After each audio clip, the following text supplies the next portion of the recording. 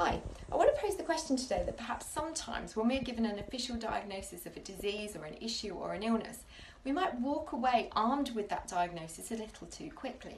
Why does this matter? Well, because sometimes I think in particular when you're dealing with something like an eating disorder,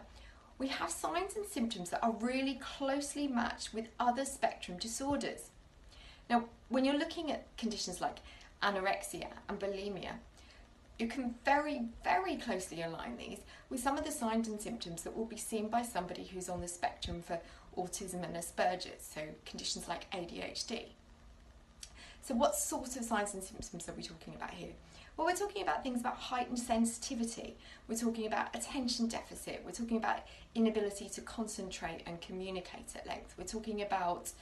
extreme issues around heat and cold, so temperature related sensitivities, and we're talking about inability to recognise hunger versus fullness.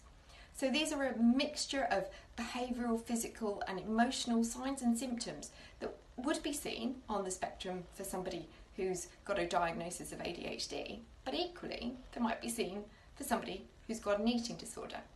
Now, which one gets diagnosed first matters not, but I do think it's worth raising the point that actually if you are a parent of somebody who's got one or other diagnosis, but you have a suspicion that something else is at play, don't stop there. Do raise the question. I know many people with an eating disorder that even well into their adult life have gone on to be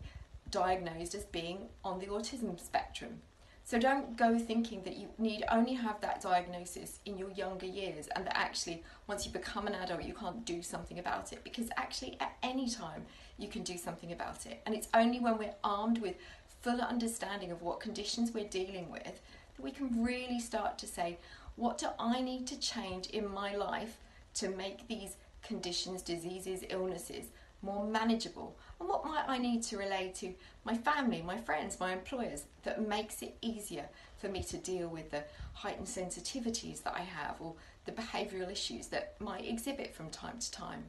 I'd be really interested to know what your own experiences are and whether you've had to push really hard to get a secondary diagnosis and what it's meant to you to be able to get confirmation that actually there's not just one issue you're dealing with. Drop me a line and let me know, it'd be really interesting to hear.